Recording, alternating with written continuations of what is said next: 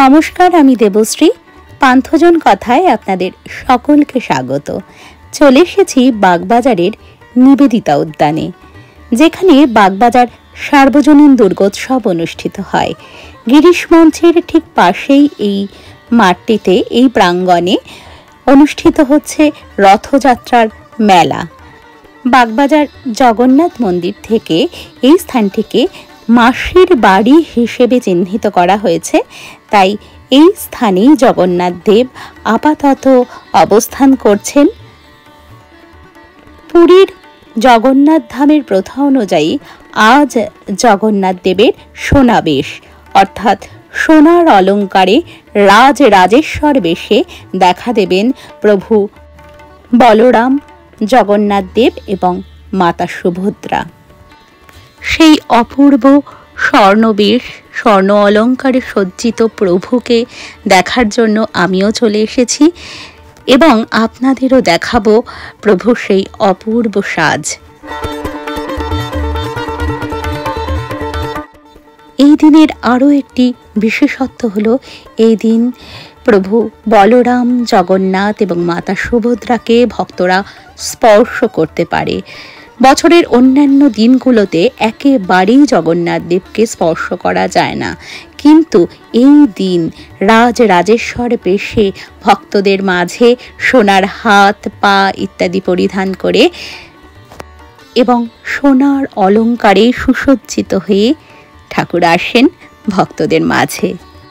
এই দিন ভক্তরা মন ভরে প্রভুর চরণ স্পর্শ করতে পারে, প্রভুর হাত এবং অঙ্গ স্পর্শ করতে পারে। তবে তার মধ্যেও কিছু নিয়ম নীতি অবশ্যই রয়েছে, সেটি পালন করা অবশ্যই কর্তব্য। এই হলো রথ। গতকালের উল্টো রথ শেষ হয়েছে এবং ঠিক উল্টো রথের পরের দিনই এই রাজরাজেশ্বর বেশে ধরা দেয় প্রভু। আমিও দাঁড়িয়ে পড়েছি লাইনে, একটি বিশাল লাইন পড়েছিল। স্বাভাবিকভাবেই আজকে ভক্তদের মাঝে উচ্ছ্বাস, তার কোনো সীমা নেই, কারণ আজ তারা প্রভুকে স্পর্শ করতে পারবে।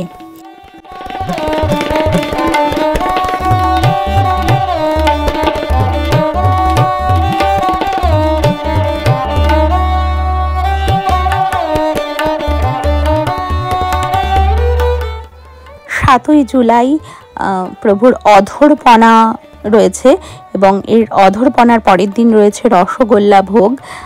প্রভু মা লক্ষ্মী যেহেতু খুবই রাগান্বিত হয়েছেন প্রভুকে দর্শন করতে না পেরে কয়েকদিন, তাই প্রভু মা লক্ষ্মীকে রসগোল্লা খাইয়ে তার মান ভাঙাবেন। ওই দেখা যায় জগতের নাথ জগন্নাথ রাজরাজেশ্বর বেশে ভক্ত মাঝে ভক্তদের দর্শন দিচ্ছেন তার মধুর স্পর্শ।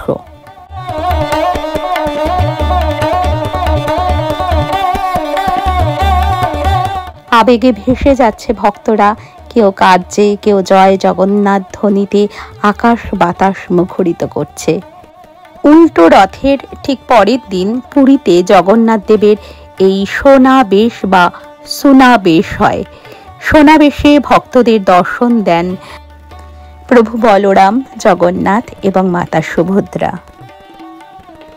এই সোনাবেশ বা সুনাবেশ সারা বছরের মধ্যে মোট 5 বার ধারণ করেন জগন্নাথ দেব, বলরাম এবং মাতা সুভদ্রা। সাধারণত বিজয়া দশমী, কার্তিক পূর্ণিমা, পৌষ পূর্ণিমা, মাঘী পূর্ণিমা এবং আষাঢ় একাদশীতে, অর্থাৎ এই যে আষাঢ় একাদশীতে এই দিনেই আপনারা দর্শন করছেন প্রভুকে। তো এই আষাঢ় একাদশী মোট এই কটি দিনেই কিন্তু এই সোনাবেশ প্রভু পরিধান করেন।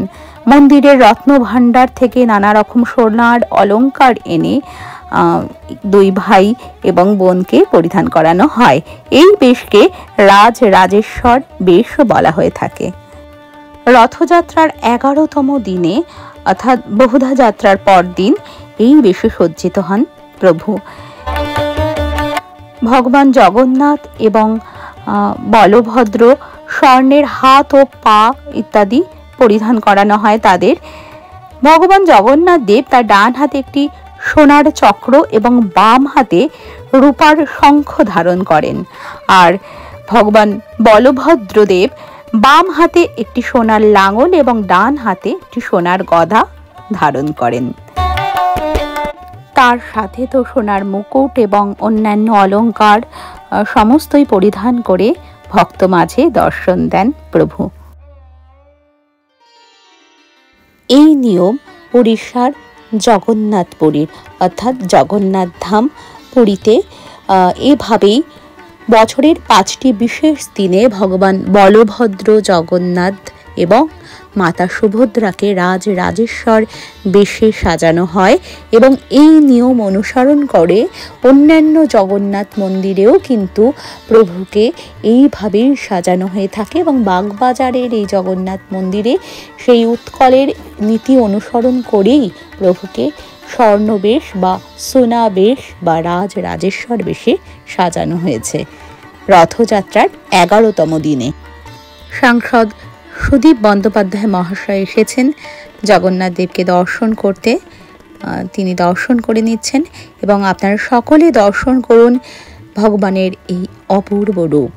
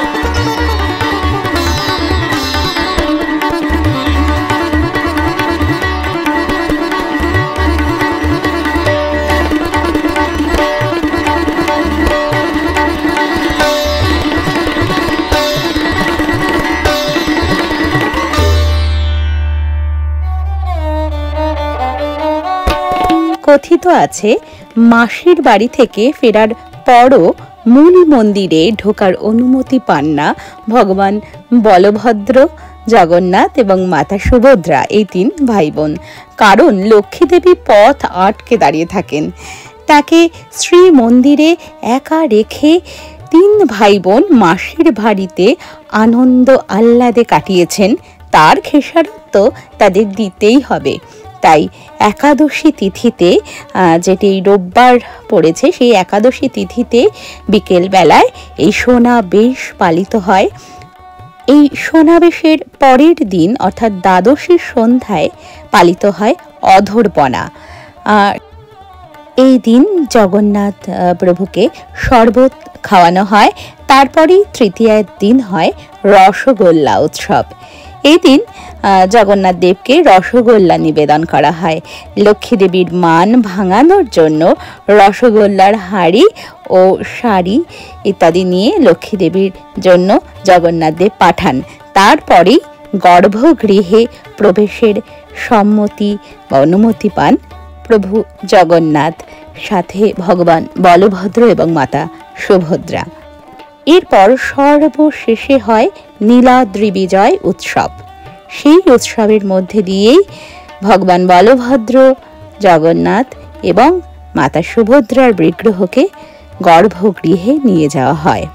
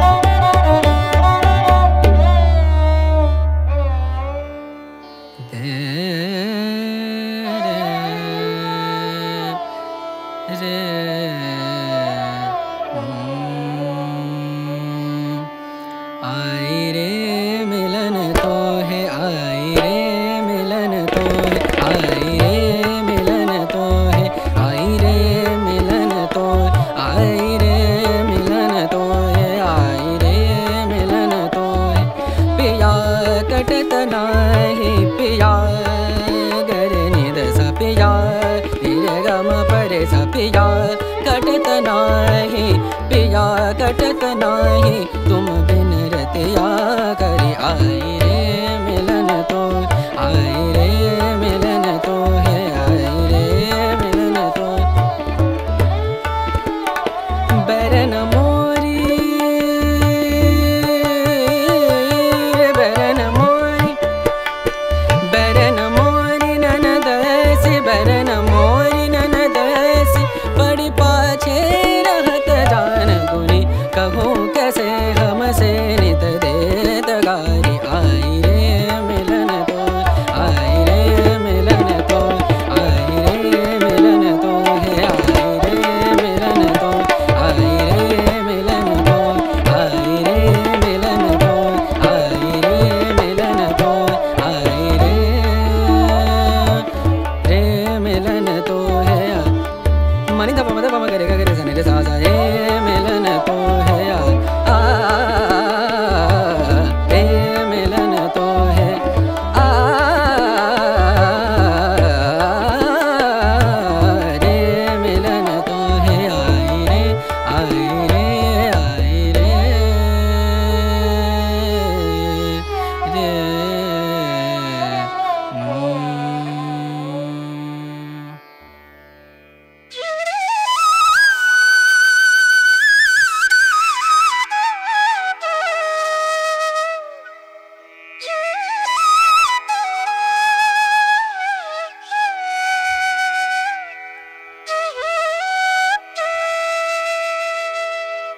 এই হলো বাগবাজার জগন্নাথ মহাপ্রভু মন্দিরের নির্ঘণ্ট। আপনারা এটির একটি স্ক্রিনশট তুলে রাখতে পারেন এবং প্রভুকে দর্শন করে যেতে পারবেন। এই হলো রথ।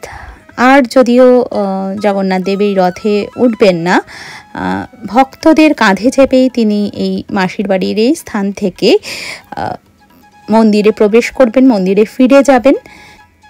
এই বছরের এই রথযাত্রা উৎসব এবং রথযাত্রাকে কেন্দ্র করে মেলা খুবই সুন্দরভাবে উদযাপিত হয়েছে, অনুষ্ঠিত হয়েছে। আপনারা যারা উপস্থিত থাকতে পারেননি, আশা করি এই ভিডিওর মাধ্যমে আপনাদের খুবই ভালোভাবে দর্শন হয়েছে। দর্শন আপনাদের কেমন হয়েছে অবশ্যই কিন্তু আমাকে জানাবেন। আপনারা অধরপনা উৎসবে চলে আসতে পারেন এবং তারপরে যে রসগোল্লা ভোগ হবে আমি সমস্ত নির্ঘণ্ট দিয়ে দিয়েছি, তার স্ক্রিনশট রেখে দিতে পারেন। আপনারা অবশ্যই চলে আসবেন এবং যাদের এবছর দেখা হলো না, পরবর্তী বছরে প্রভুর কৃপায় অবশ্যই আপনারা দর্শন করতে পারবেন আশা করি। আর প্রভুকে দর্শন করার পর আমি চলে এসেছি মেলায়। মেলাটিও কিন্তু দারুণ জমজমাট ছিল। দেখুন কি সুন্দর সুন্দর বিভিন্ন প্রসাধনীর জিনিসপত্র এসেছে মেলায়। সাজগোজের জিনিসপত্র কিনে নিচ্ছে সকলে। দর্শন শেষে মেলা ঘুরে এবার আমারও ফিরে যাওয়ার পালা। তাহলে জয় জগন্নাথ, সকলে খুব ভালো থাকবেন। আশা করি পান্থজন কথার আজকের এই প্রতিবেদনটি আপনাদের সকলের ভালো লেগেছে। ভিডিওটি ভালো লাগলে ভিডিওটিকে একটি লাইক করে কমেন্টে অবশ্যই আপনাদের মূল্যবান মতামত জানাবেন। আপনাদের মতামত জানতে পারলে আমি বুঝতে পারবো আমার প্রতিবেদনগুলো আপনাদের কেমন লাগছে। আর যদি ভালো লেগে থাকে ভিডিওটিকে একটি শেয়ারও করে দেবেন এবং এখনও যদি পান্থজন কথা ইউটিউব চ্যানেলটিকে সাবস্ক্রাইব করা না হয়ে থাকে তবে চ্যানেলটিকে সাবস্ক্রাইব করার অনুরোধ রইল। সকলে খুব ভালো থাকবেন, জগন্নাথ দেবের কৃপায় সকলের জীবন মঙ্গলময় হোক এই কামনা করি। আর আজকের ভিডিওটি এত পর্যন্তই। ফিরে আসবো নতুন একটি ভিডিও নিয়ে। ততক্ষণ সকলে খুব ভালো থাকবেন, সুস্থ থাকবেন।